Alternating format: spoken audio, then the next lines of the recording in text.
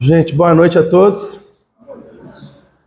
Uma alegria muito grande para nós, especialmente, estarmos fechando hoje as terças-feiras públicas, tendo em vista que não teremos nas duas últimas reuniões devido ao recesso do Natal e do Ano Novo. Então é com muito carinho e agradecimento e imensa gratidão de nossa parte a Jesus, nosso Mestre e Senhor, e sem Ele nós não teríamos condições nenhuma de podermos estarmos aqui, e agradecer aos nossos amigos, aos nossos benfeitores espirituais. E durante não somente este ano de 2024, mas todos os anos que se seguiram, anterior a este, vem realizando nesta casa e nas diversas frentes de trabalho que a proposta do Cristo nos oferece para semearmos o bem, semearmos a paz, levarmos a fraternidade adiante a esses corações queridos que têm caminhado junto a cada um de nós, dia a dia. Então, agradecer imensamente a essa espiritualidade, a esses corações amigos, irmãos e muito mais do que familiares, pois que muitos desses corações, eles conhecem muito mais a minha vida do que eu mesmo. Diga-se de passagem, pois alguns têm até a ficha espiritual minha de outras encarnações, eu não tenho. Então me conhece, não conhece? Muito mais do que eu. E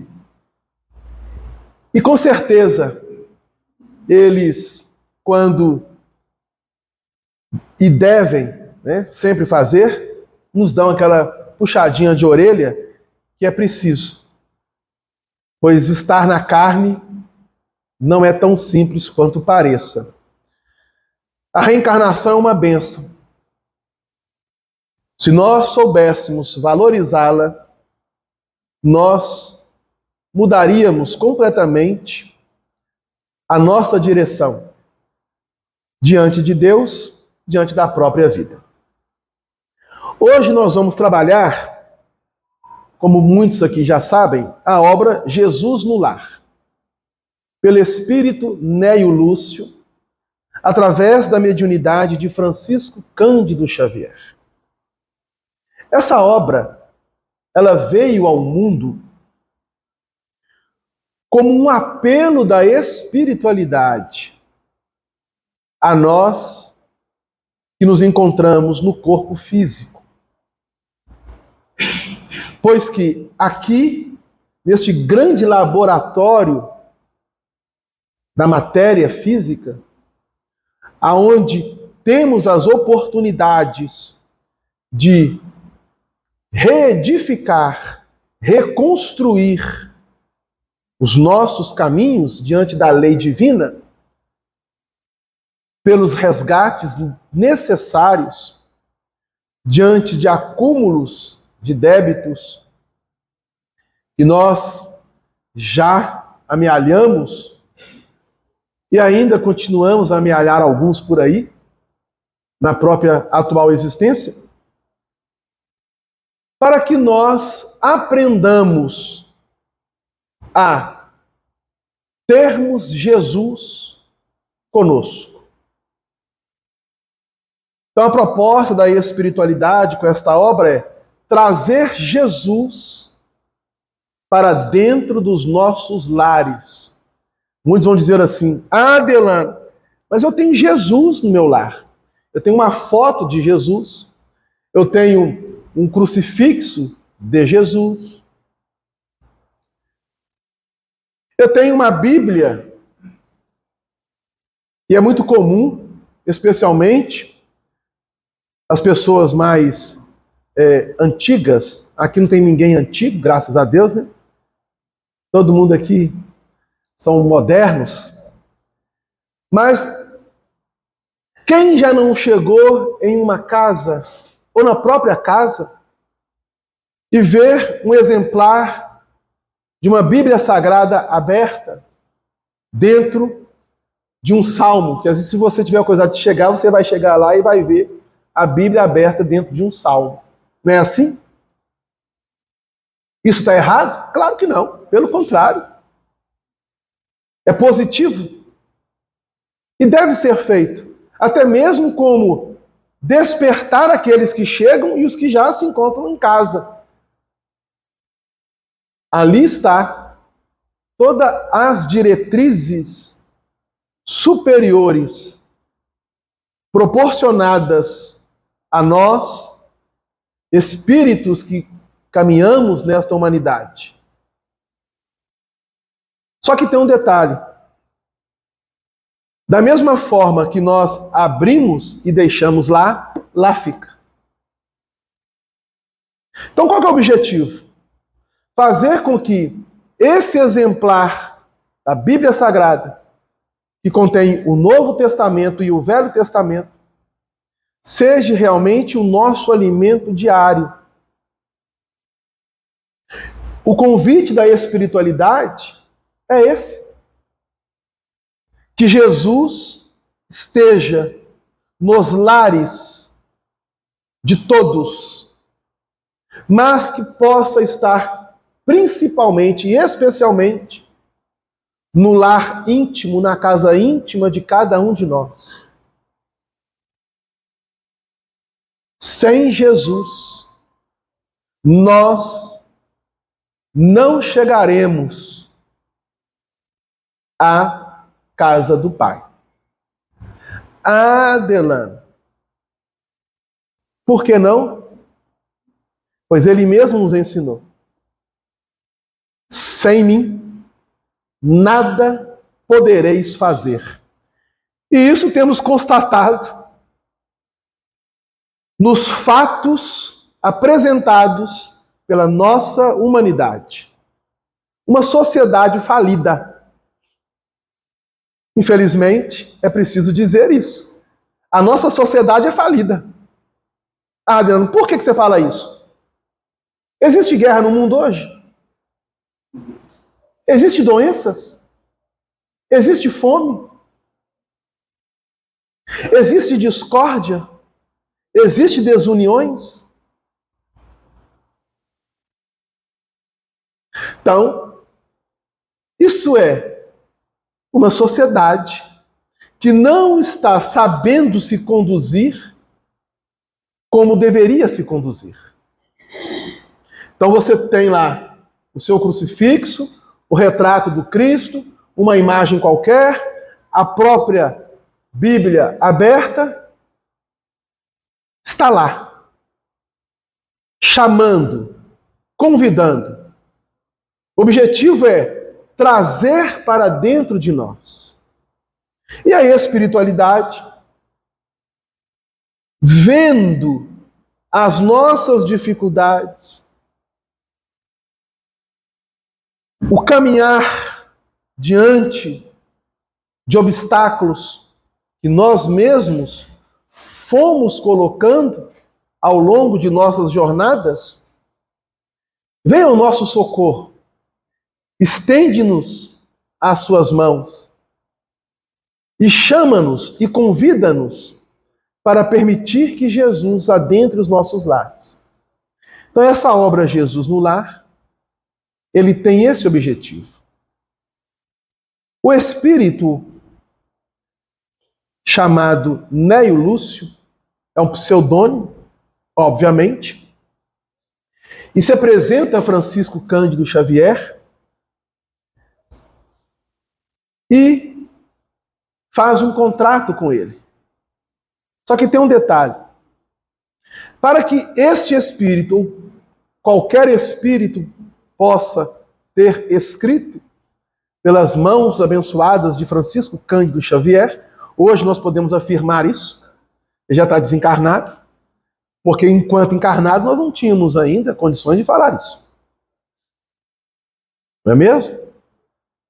Pois sabemos que o espírito pode entrar num processo de dificuldade e colocar tudo a perder até no seu último suspiro no corpo físico.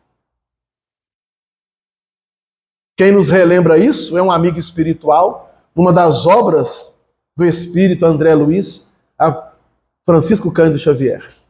Ele vai dizer assim: numa viagem de 100 léguas, muitas coisas poderão acontecer no derradeiro quilômetro ou no último quilômetro do próprio caminho.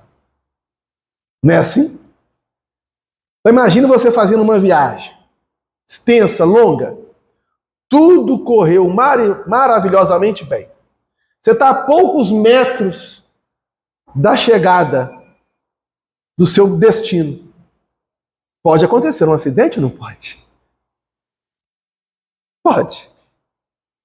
Assim também o espírito no corpo físico. Não importa se ele vive no campo físico 10, 20, 30, 40, 50, 60, 70, 90, 100 anos. No seu último suspiro, ele ainda pode trazer para ele dificuldades que levará para o plano espiritual. Permitir que Jesus esteja dentro dos nossos lares pode parecer algo simples, mas não é. E é por isso que a nossa sociedade, como eu disse, ainda está falida. Está falida. Mas nós estamos aprendendo a combater essa falência. Como? Trazendo Jesus, primeiro, para dentro de nós e, obviamente, como consequência, ao ambiente físico em que nós nos encontramos. No caso, o lar. O lar tem que ser o céu de cada criatura encarnada na Terra. Quando você chega dentro do seu lar e abre a sua porta e adentra, você está entrando no céu. Ali é o seu céu. Ah, Delano, mas lá em casa está parecendo mais um inferno do que o céu. Não é assim? Então, trabalhe dentro do lar para eliminar o inferno e edificar esse céu. Pois é dentro do lar que nós vamos recompor as nossas baterias para as atividades diárias.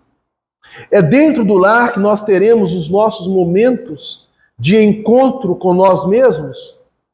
E se Jesus está definitivamente e efetivamente dentro dos nossos lares, aí a coisa fica mais fácil.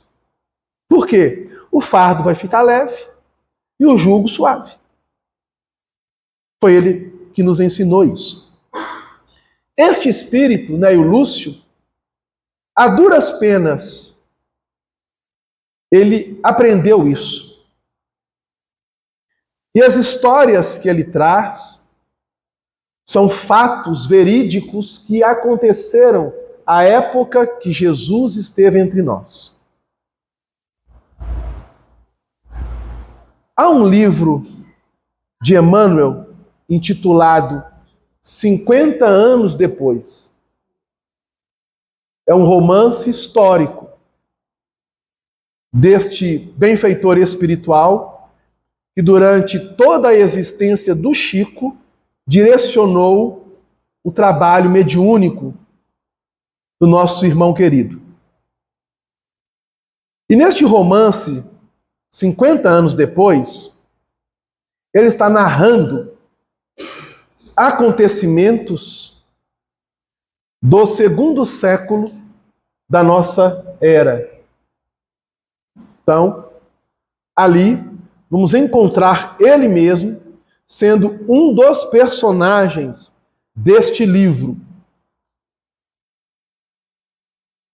E ele, nessa oportunidade, reencarnara como um escravo. Na verdade, ele se tornou um escravo, pois que reencarnou, sendo livre, mas no encaminhamento da existência, naquela oportunidade, levou ele a um cativeiro.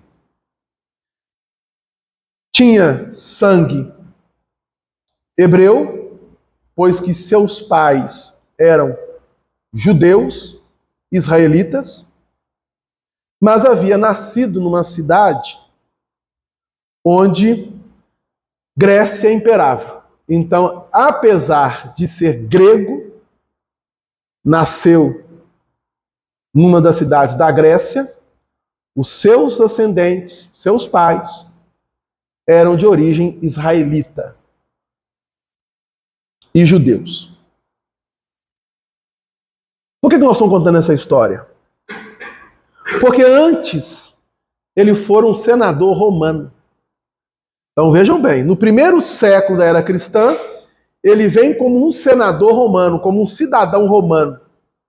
Atingiu o poder em Roma como um influente senador, a tal ponto que o imperador endereçou a ele um trabalho, digamos assim, de grande confiança. E qual era esse trabalho? Fazer uma auditoria, uma fiscalização na administração de Pôncio Pilatos, na região da Judéia.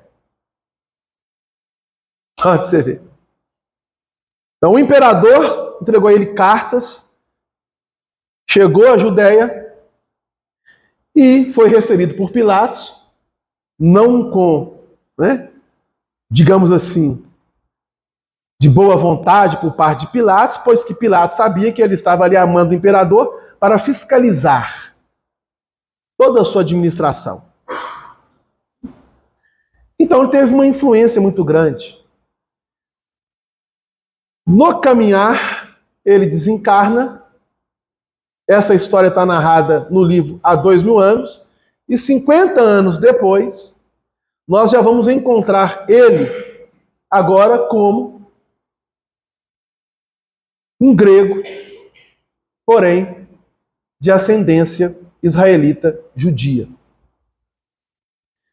E tornou-se escravo, foi levado para Roma e passou a servir uma família em Roma.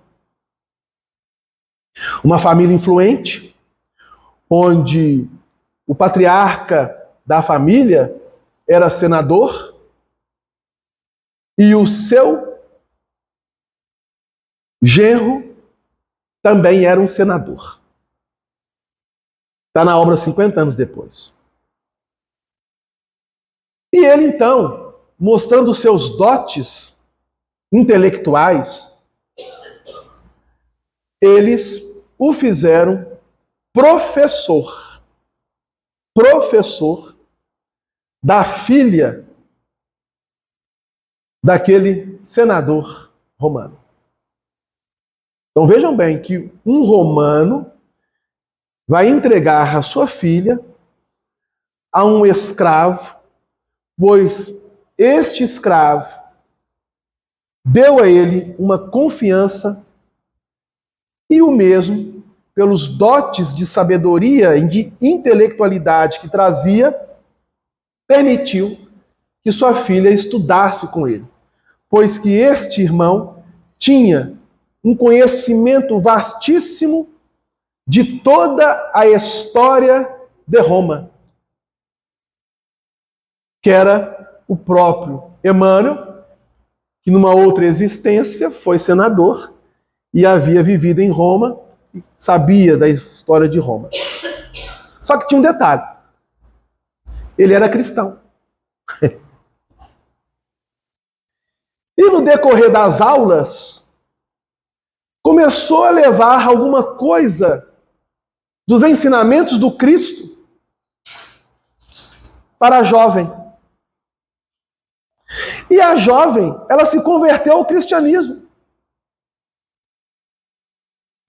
E ela um dia pediu para que ele a levasse numa das reuniões dos cristãos, isso no século II, onde era realizado em lugares escondidos. Sabe aonde que era realizado os cultos cristãos na antiguidade? Diante das perseguições que os mesmos sofreram? Nas catacumbas, nos cemitérios. É porque quem ia no cemitério de madrugada? E era de madrugada. Alguém aqui vai no cemitério de madrugada? Antigamente os velórios aconteciam de madrugada. Hoje cortou isso, né? Hoje não tem mais velório de madrugada. Nós não vamos, né? E aí, o avô, que era dessa jovem, que era o pai da sua mãe, era um grande senador e também um filósofo. Era um homem ligado às letras, à arte da filosofia, do saber, do conhecimento. E ele começou a notar que a jovem estava trazendo algumas ideias estranhas. E um dia, ele lhe perguntou com sinceridade: minha neta, essas ideias que trazes, aonde aprendeu isso? Quem está dando a você essas informações? Que não condiz com a nossa filosofia, porque Roma era politeísta, acreditava-se nos deuses, fazia culto aos deuses, havia os templos para render culto aos deuses. E ele, como um bom romano, cultuava os deuses e, de repente, observando a fala de sua neta, com grande eloquência e sabedoria, de assuntos profundos, e ela diz: aquele que serve na casa de meu pai e que tem sido o meu educador, a esse senhor chama-o em particular e lhe pergunta: você está educando a minha neta? E vai conversando com ele, tudo, e lhe endereça a queima-roupa. Me diga com sinceridade,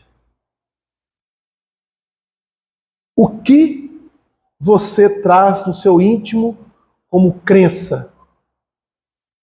E ele então fala: eu sou cristão. Meu mestre maior é Jesus. E Jesus ensinou-me a crer em um único Deus, o Deus maior de todos os deuses. Aí você sabe que o tempo fechou. Pois que ele teve que chamar o pai, o seu genro, colocar ele a par dessa situação. E ele então foi denunciado quando estava nas catacumbas, junto com outros cristãos, e foi levado preso. E a jovem, que passou a ter uma afinidade com esse professor, com esse educador, vai visitá-lo na prisão. pediu ao avô, você me leva? E como os avós fazem sempre as vontades dos netos, né? Porque o pai não iria fazer, iria? Não iria. Isso é um grande problema. Às vezes os pais querem fazer aquilo que não pode, mas os avós podem. Porque os avós não têm responsabilidade direta na educação dos filhos. É os pais. A não ser que os pais desencarnam e os filhos e os netos passam a ser neto-filho. Aí é diferente. Mas quem educa é os pais. Quem vai responder perante a lei é os pais, não os avós. Porque eles já tiveram a sua etapa. Agora eles estão numa posição de conforto. O neto chega, vó, me dá. Pode. O avô e a avó pode. E o pai? O pai não. A mãe não. Me leva, avô. Levo. Fazer o quê? Porque a menina estava triste, estava acabrunhada.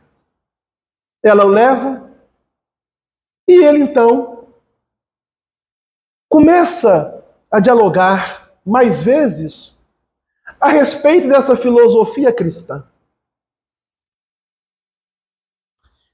E no final da sua existência, que ele já estava já de idade, ele se converte ao cristianismo, intimamente.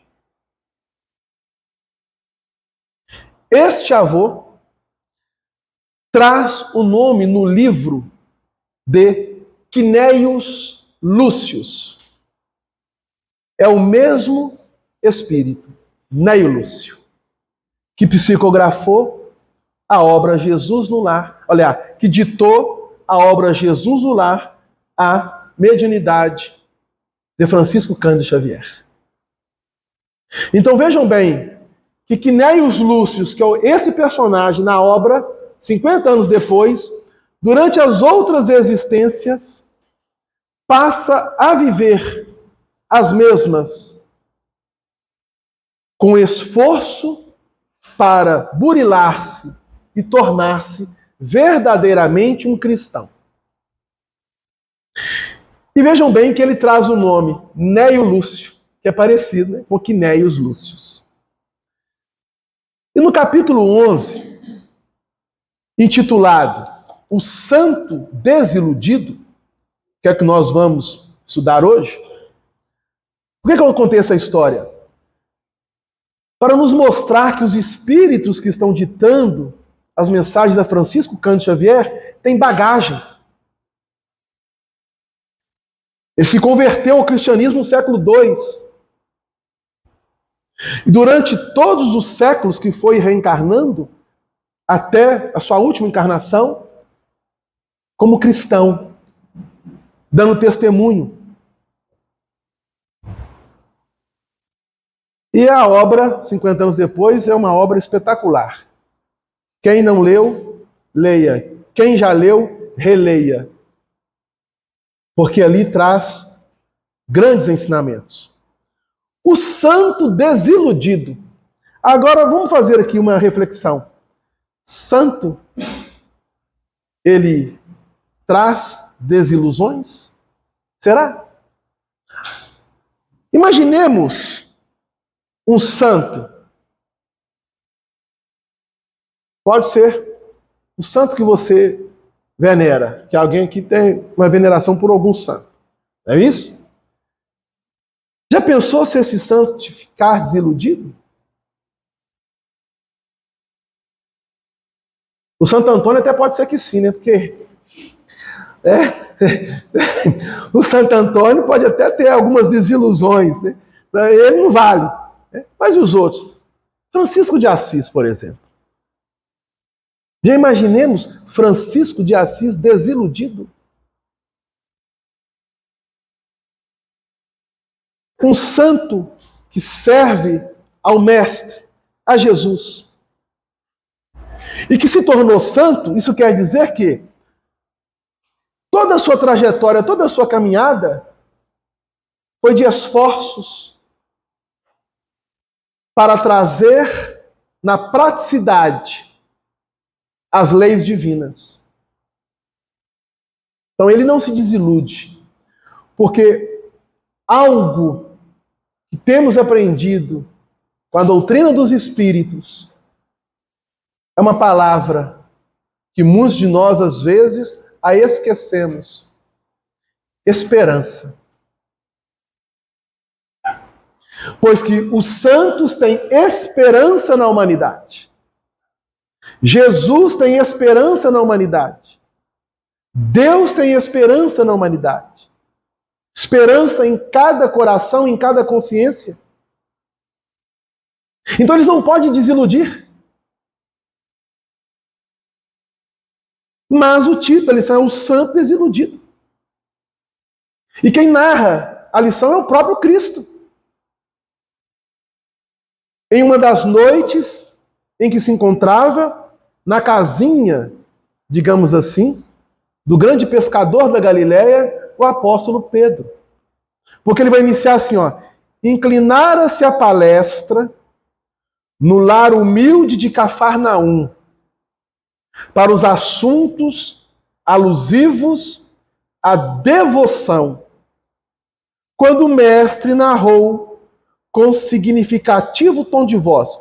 Então, o que Neio Lúcio está trazendo para nós? Que em uma das noites que Jesus se encontrava na casa de Pedro, outros apóstolos também estavam ali, estavam dialogando, estavam conversando sobre um assunto cujo tema era devoção. Devoção a quem? A Deus. Devoção a Deus. O que é devoção? Segundo o dicionário, é a ação de se dedicar a algo, dedicação, veneração, principalmente no tocante à esfera religiosa. Eu sou devoto. Você venera, você dedica a esse santo a sua crença, a sua confiança. Então esse santo, ele não pode desiludir, pois que a esperança é o seu alimento. E eles estavam conversando sobre isso, dialogando sobre isso. Com certeza, para que estivessem dialogando sobre isso, o mestre deve ter aberto alguma das escrituras, feito uma leitura, e na lição que deva ter caído, algo relacionado à devoção, à dedicação. E nós poderíamos também dizer a adoração que se deve ter a Deus. Aí Jesus, após todos falarem e darem, as suas opiniões, ele vai narrar a seguinte história. Um venerado devoto retirou-se em definitivo para uma gruta isolada em plena floresta, a pretexto de servir a Deus. Ali vivia, entre orações, pensamentos que julgava irrepreensíveis. E o povo, crendo tratar-se de um santo Messias, passou a reverenciá-lo com intraduzível respeito. Se alguém pretendia efetuar qualquer negócio do mundo, dava-se pressa em buscar-lhe o parecer. Fascinado pela alheia consideração, o crente, estagnado na adoração sem trabalho, supunha dever situar toda a gente em seu modo de ser, com a respeitável desculpa de conquistar o paraíso. Então, Jesus começa a história dessa forma. O assunto é devoção, adoração a Deus. dedicação a Deus. E os apóstolos deveriam estar conversando acerca de como adorar realmente Deus. Como se devotar, como se dedicar a Deus. E aí Jesus vai narrar justamente, olha, um homem, ele se afasta do convívio das pessoas, passa a morar no local longe, de forma isolada, para trabalhar seus pensamentos, suas meditações, em direção a Deus. Aí o povo, observando aquele movimento, passou a venerá-lo como um santo Messias. E tudo que o povo queria saber, ia até lá, pedir a ele orientações, instruções. Pois que o povo ficou deslumbrado. Imagine, fulano é um santo, não convive no meio de nós, pecadores. E o santo, pelo povo, né? O santo que recebeu o título pelo povo. Ele ficou fascinado pela questão do povo achar ele um grande suprassumo de Deus na terra. E Jesus, utilizando na lição a palavra adoração sem trabalho, isto é, o crente, esse santo, ficou adorando sem trabalho. Sem trabalho. Adoração sem trabalho.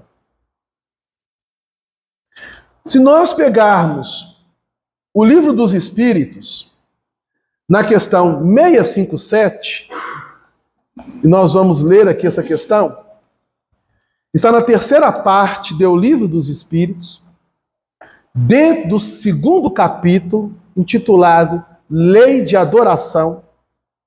Um dos subtítulos é Vida Contemplativa. Kardec pergunta a espiritualidade superior. Questão 657. Tem, perante Deus, algum mérito os que se consagram à vida contemplativa, uma vez que nenhum mal fazem e só em Deus pensam? Foi o que ele fez, não foi? Vou contemplar, vou pensar em Deus, meditar e me isolar. E as pessoas, vendo aquele movimento, iam até ele pedir a ele conselhos para coisas triviais do dia a dia. Então Kardec faz essa pergunta. Resposta: não. Porquanto, se é certo que não fazem o mal, também o é que não fazem o bem e são inúteis.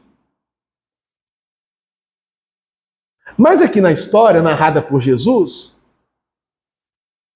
as pessoas vão procurá-lo. E ele vai dar a elas as respostas. Demais, continuam os espíritos, não fazer o bem já é um mal. Então, pelo simples fato de você não fazer o bem, você já está fazendo o mal.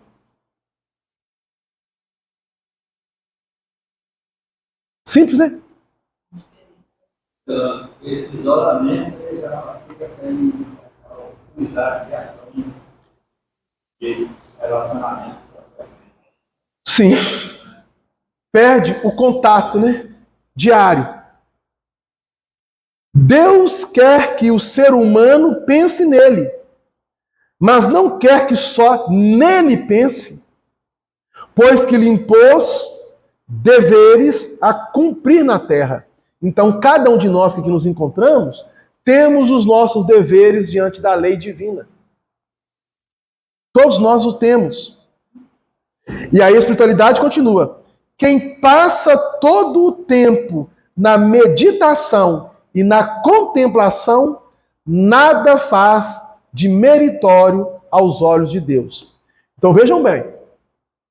Quem passa todo o tempo na contemplação, na meditação. Você pode meditar? Pode. Você pode contemplar? Pode. Aliás, os Espíritos nos ensinam que nós necessitamos nos habituarmos a meditar.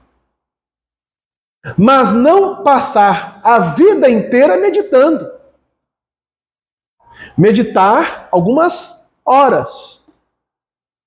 Alguns minutos, porque horas é demais, né, gente? Porque eu acho que ninguém consegue meditar horas. Talvez consiga, mas não com foco. Pois que o pensamento, ele vai.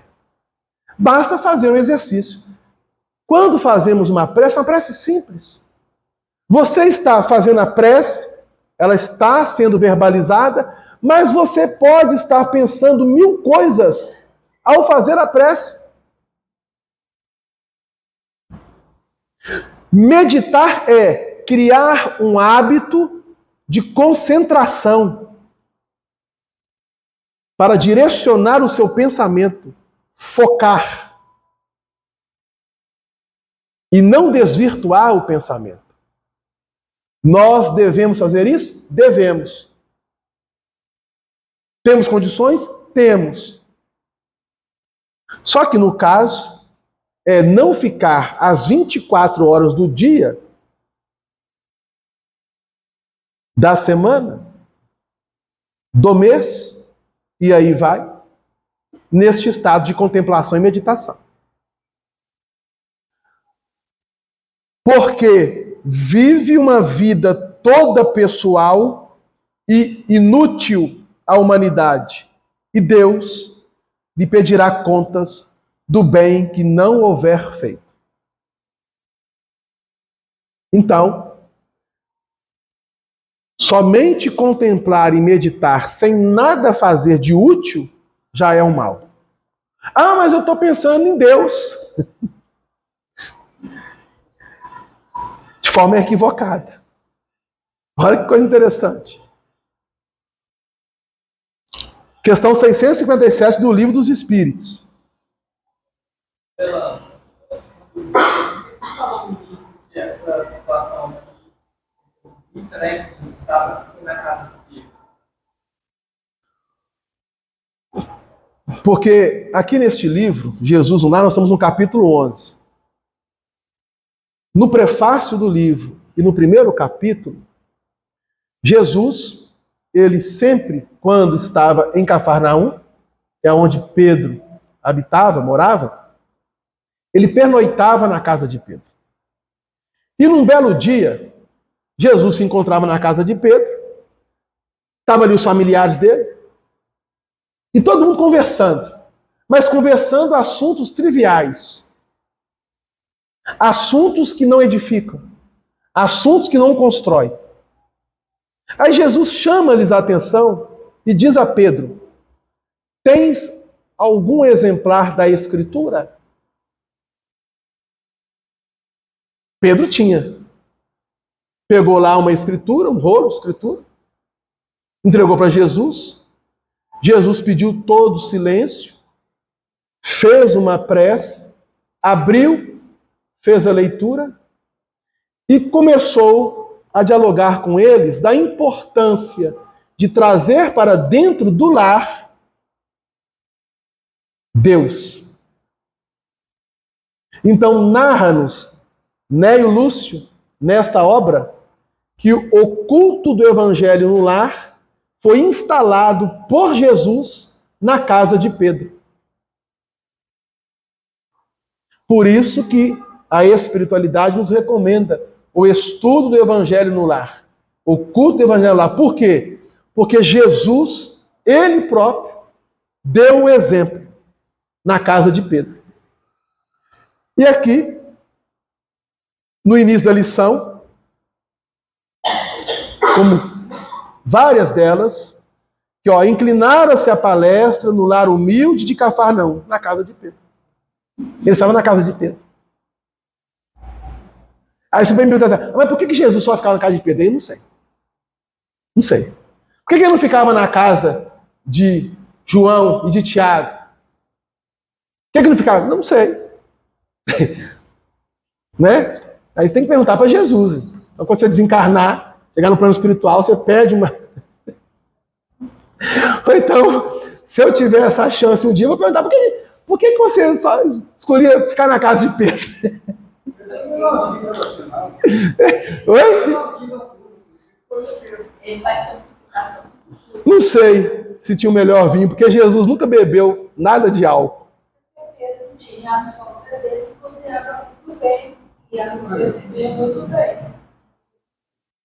Então, a gente vai levantando as hipóteses, né? Mas um dia, quem sabe, eu vou perguntar ao Pedro. Porque perguntar ao Cristo é demais, né? São Pedro, o que atraía na sua casa Jesus? Aí Pedro, sabe o que Pedro vai responder para mim? Eu já sei a resposta. Porque de todos os apóstolos, eu era o mais necessitado.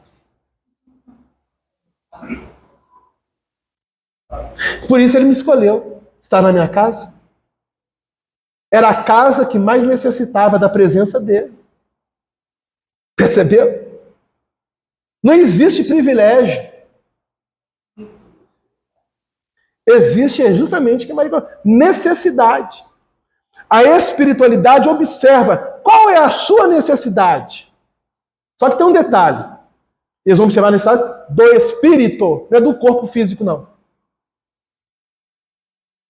Do espírito. Eles trabalham com causa, não é com efeito. Corpo é efeito, espírito é causa. Não adianta nós queremos eliminar efeitos, se a causa permanece. Perceberam? Sim, João. Oi? Responde também a nossa pergunta. Por que nós estamos no cantinho de Jesus? Por que nós temos essa família? Por que nós reencarnamos neste país e assim sucessivamente? De acordo com as nossas necessidades.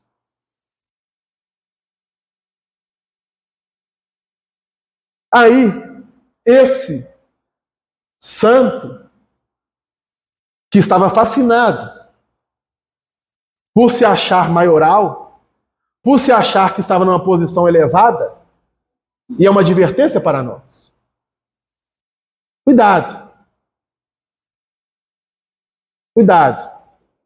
Porque os próprios espíritos nos ensinam. É melhor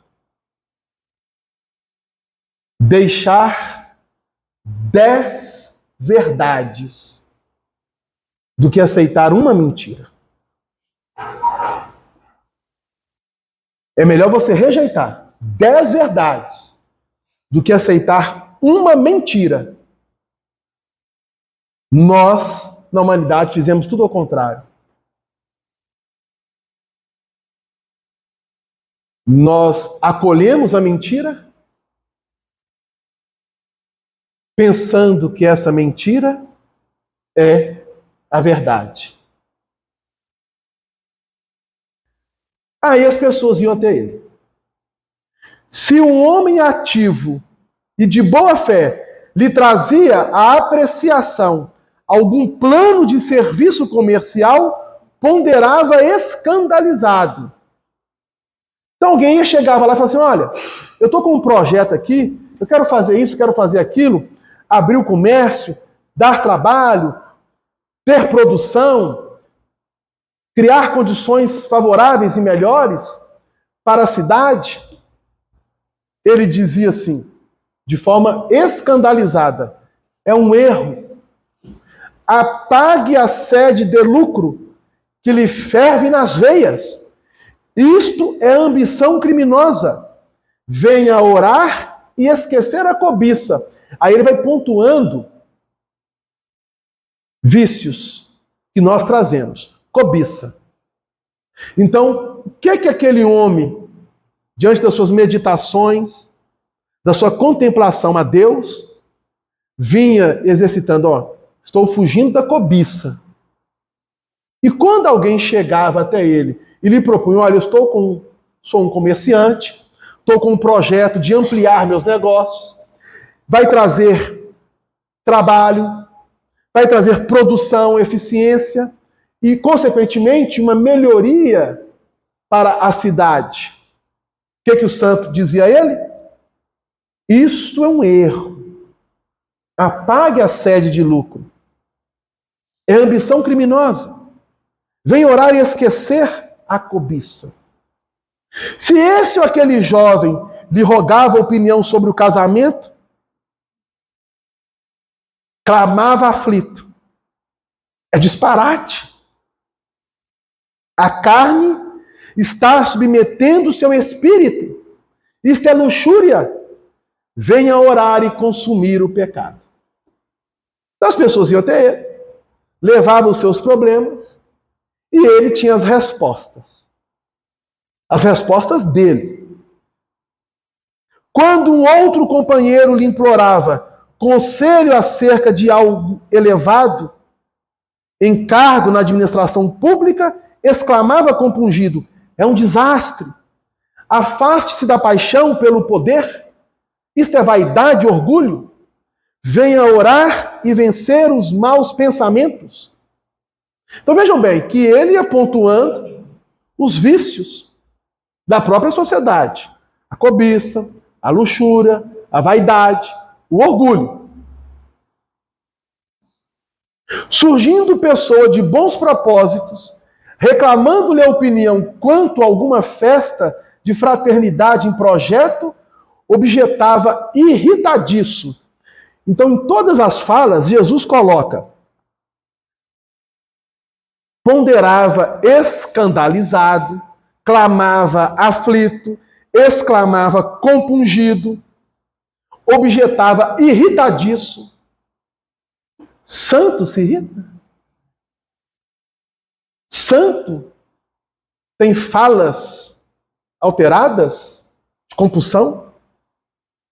Santo traz nos gestos, nas atitudes, nos pensamentos, nas falas, aflições? Santo se escandaliza? É uma calamidade. O júbilo do povo é desregramento. Fuja a desordem. Venha orar, subtraindo-se à tentação.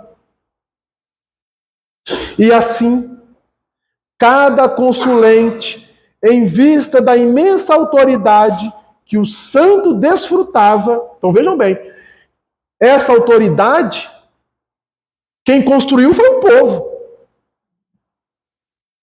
pensando que ele era um santo, a tal ponto que ia consultar com ele. E ele trazia nas suas colocações sempre um vício que necessitava combater: cobiça, luxúria, vaidade, orgulho, tentações. Mas a sua fala e as suas colocações eram de irritabilidade, de cólera, de escândalo.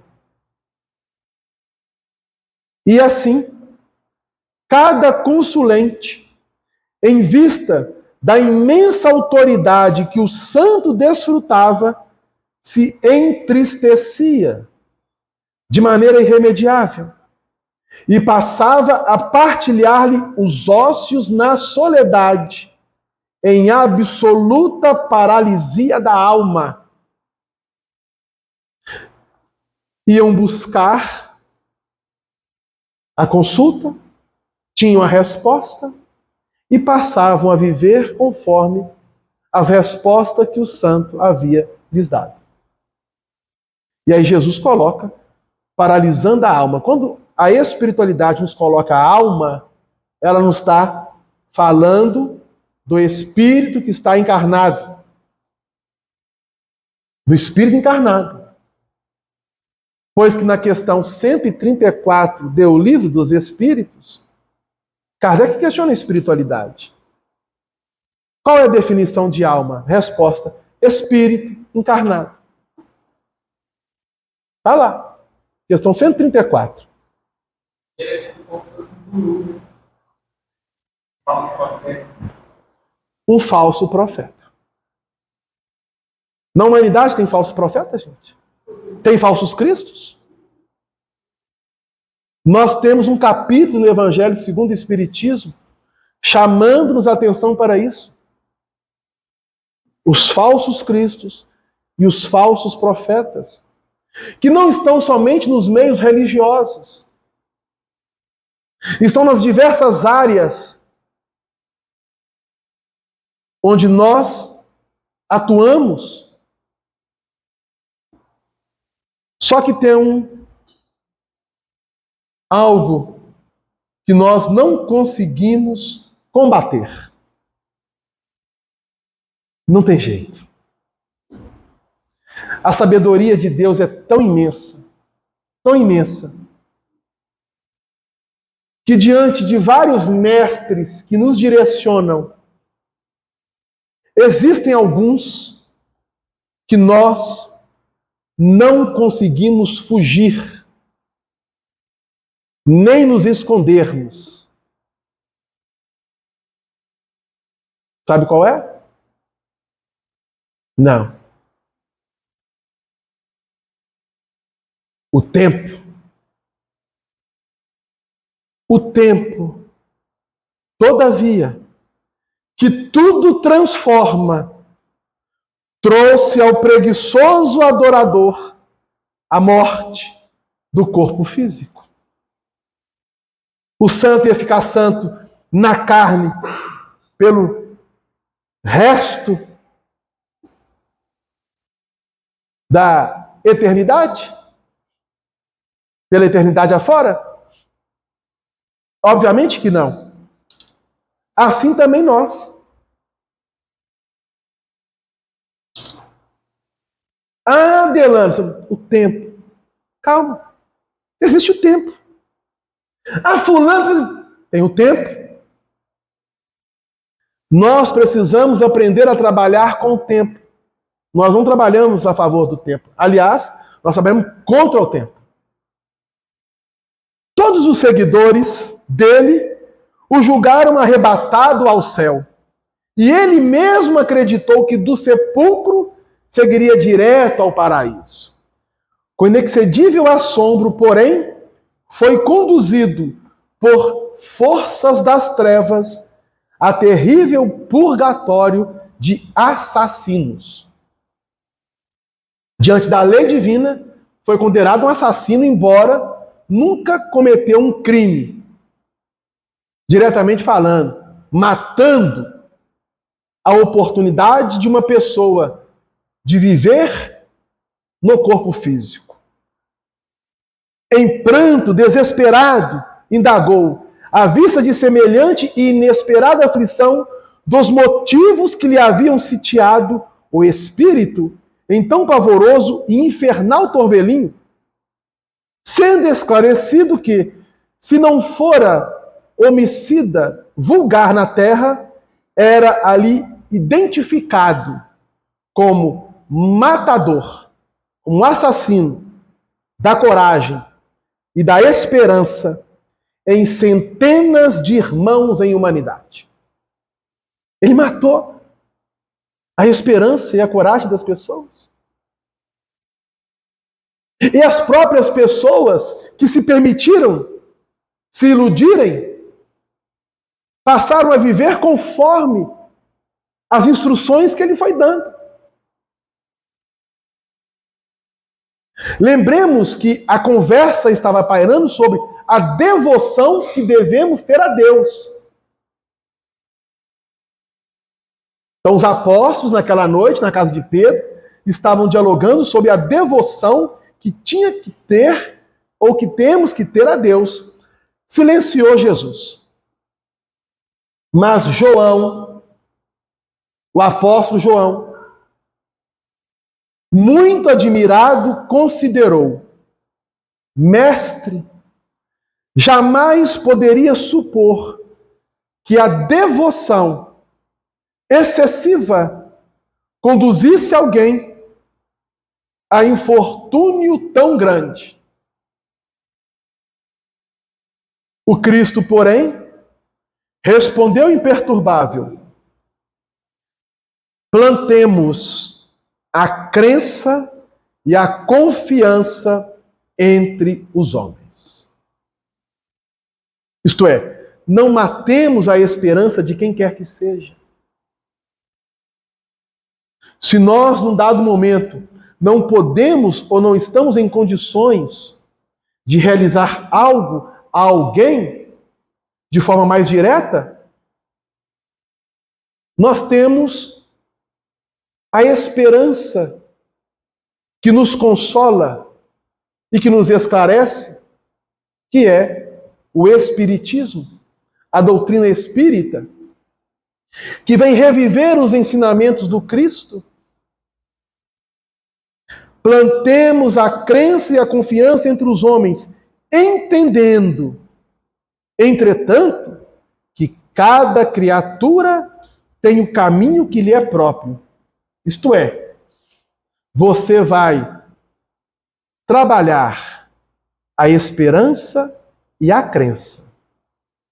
Mas você não pode invadir o livre-arbítrio, a intimidade de quem quer que seja. Você pode auxiliar, mas não invadir. A fé sem obras é uma lâmpada apagada, isto é, fé cega. Ainda, infelizmente, nós vivemos na mais absoluta fé cega. Ah, Delano, mas eu já tenho minha fé raciocinada. Não temos. Nós temos o conhecimento, nós temos a informação, só que nós ainda não consolidamos no íntimo a fé raciocinada. Não consolidamos. Estamos aqui para consolidá-la. E é por isso que, diante das nossas necessidades, nós temos que ter a esperança e o luzeiro que a doutrina dos Espíritos nos oferece ao relembrar o ensinamento do Cristo. Basta que olhemos para a crença espírita, o que ela nos proporciona. É uma luz.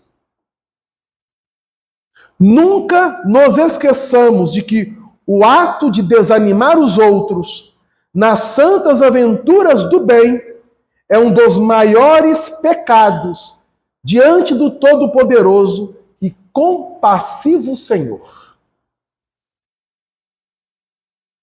Matar a esperança de quem quer que seja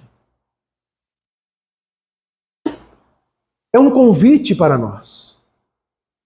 Então Jesus se encontrava ali no lar de Pedro, em comunhão com os apóstolos, outros ouvintes, familiares, dialogando dentro do lar e propondo que a mudança deve ser de cada um. Cada um de nós devemos operar a nossa transformação. Ah, e o outro? É problema dele. A não ser que esse outro é seu filho ou sua filha, que está diretamente ligado a você, pois que você é responsável diante da lei, pelo processo educativo desse espírito. E a educação é da alma. Não é processo instrutivo, porque a instrução, às vezes, ele traz até muito mais do que nós. Se é um espírito com bagagem. Mas se não tem campo de moralidade, é função e dever dos pais direcioná-lo. Então, a gente olha para o mundo e nós nos preocupamos. Eu tenho um filho, eu tenho uma filha. Eu tenho um neto, eu tenho uma neta. O que será do meu neto, da minha neta, do meu filho, da minha filha, diante do mundo? Não é assim que nós falamos? Não seria melhor nós olharmos para dentro de nós mesmos e trabalharmos como que eu tenho conduzido, direcionado o meu filho ou minha filha para enfrentar o mundo? Então nós jogamos para fora. Para fecharmos, o livro é um convite à reflexão. É trazer Jesus para o lar. Mas se nós não estivermos diante de nós mesmos, não adianta Jesus estar dentro do nosso lar. Ele vai estar lá.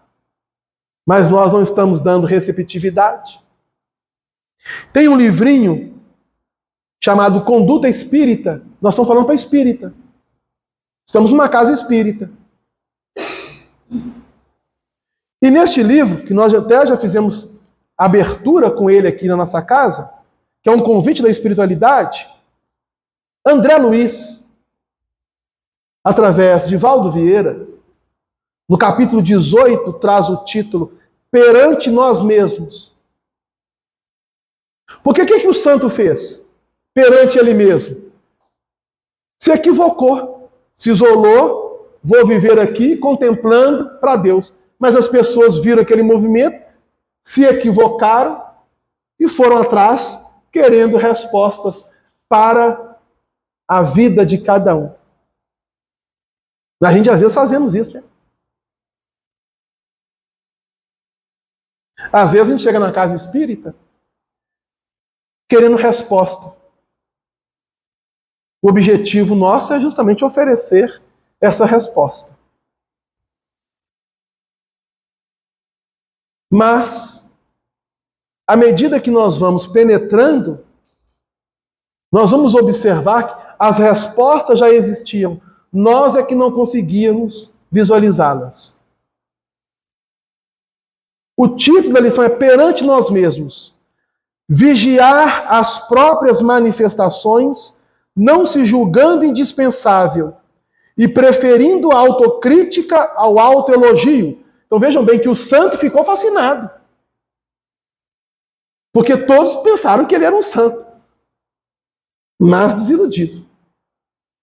Recordando que o exemplo da humildade é a maior força para a transformação das criaturas, não é o amor. Porque para se chegar ao amor, tem que se construir humildade, senão você não vai chegar ao amor. É impossível amar sem ter base consolidada de humildade. Ah, mas eu não amo. Você gosta. Você tem uma afinidade. Mas amar, não ama. Toda presunção evidencia afastamento do Evangelho. Todos os nossos problemas que nós vivenciamos na atualidade e que nós semeamos tem como raiz o afastamento do Evangelho. Evangelho significa a boa notícia trazida pelo Cristo à humanidade e que nós deixemos de lado. Agir de tal modo a não permitir, mesmo indiretamente, atos que signifiquem profissionalismo religioso, quer no campo da mediunidade, quer na direção de instituições, na redação de livros e periódicos, em traduções e revisões, excursões e visitas, pregações e outras quaisquer tarefas. No campo da mediunidade, nós doamos, não recebemos nada. Quem recebe está desiludido e vai, com a morte do corpo, estar diante da sua própria consciência na realidade que o espera. As trevas o esperam. Porque os espíritos superiores não compactuam com o erro. Quer viver ao lado dos espíritos superiores? Dos benfeitores da humanidade? Quer manter eles lado a lado? Estude-os constantemente. Abra o Evangelho do Cristo. Permita que esse Evangelho adentre seu coração. Ali está a sua direção. Jesus está contigo. Ele é o guia. O que o povo fez?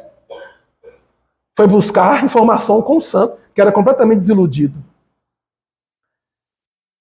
Render culto à amizade e à gentileza, estendendo-as quanto possível aos companheiros e às organizações, mas sem escravizar-se ao ponto de contrariar a própria verdade em matéria de doutrina para ser agradável aos outros. O Espiritismo é caminho libertador. As outras religiões são materialistas. E nós falamos isso não é por presunção, não. Todas as religiões da Terra,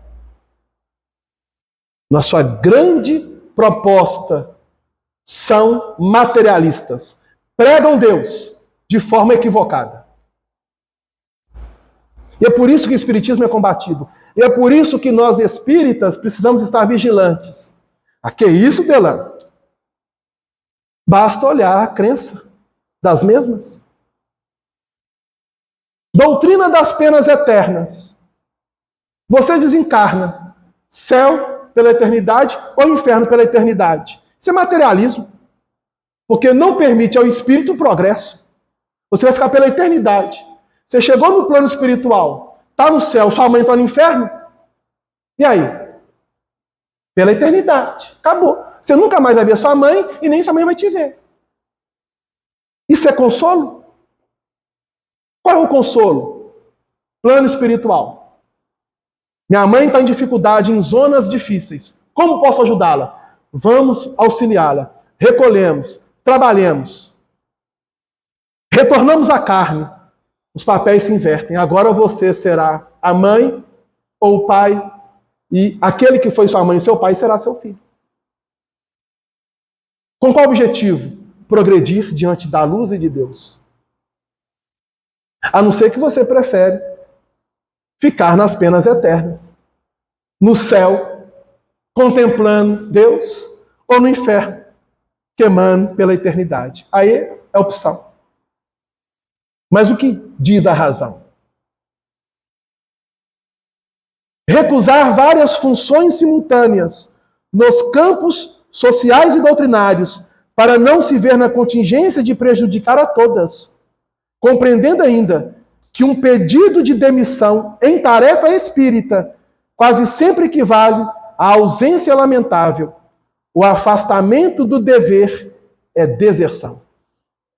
Efetuar compromissos apenas no limite das próprias possibilidades, buscando solver os encargos assumidos, inclusive os relacionados com as simples contribuições e os auxílios periódicos às instituições fraternais. Palavra empenhada, lei no coração. Libertar-se das cadeias mentais, oriundas do uso de talismãs e votos, pactos e apostas, artifícios e jogos de qualquer natureza, enganosos e prescindíveis. O espírita está informado de que o acaso não existe. Esquivar-se do uso de armas homicidas, bem como do hábito de menosprezar o tempo com defesas pessoais, seja qual for o processo em que se exprimam, o servidor fiel da doutrina possui na consciência tranquila a fortaleza inatacável. E diz André Luiz: examinai-vos a vós mesmos. Se permaneceis na fé, provai-vos a vós mesmos. relembrando a segunda carta de Paulo aos Coríntios, no capítulo 13, no versículo 5. Que nós não nos iludamos. Não estamos aqui a passeio. O tempo urge. Fechamos um ciclo. Hoje é o último estudo do ano. Terça pública. Nas terças públicas. Retornaremos em 2025. Que nós possamos retornar conscientes dos nossos deveres diante da lei de Deus. Não é da lei dos homens, não. Nem da lei dos próximos, não.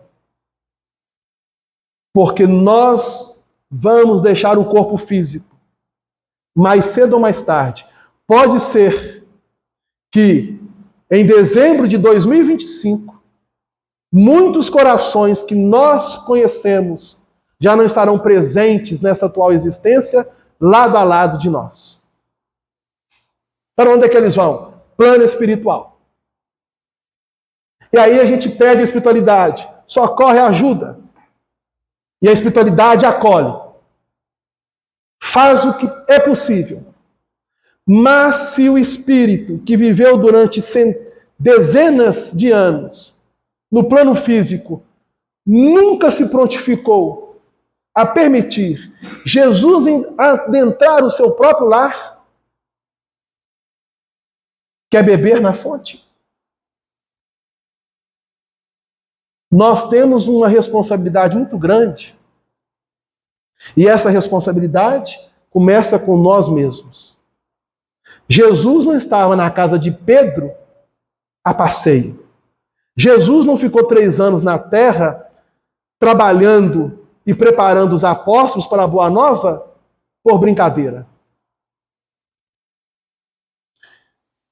Entraremos um período difícil que vai iniciar nos próximos anos e vai fechar só lá na década de 50. Estejamos preparados e conscientes para o nosso trabalho. Não estamos aqui para agradar homens. Estamos aqui para servir a Cristo e a Deus. Se nós quisermos retornar para o plano espiritual e olhar nos olhos daqueles que patrocinaram a nossa atual existência. Caso contrário, estaremos em trevas e chegaremos acamados. É duro, mas é uma realidade que precisa ser dita. E nós espíritas temos Jesus a nos convidar. E Ele nos convida. Sejamos benevolentes uns para com os outros. Saibamos trabalhar indulgência para com as imperfeições alheias.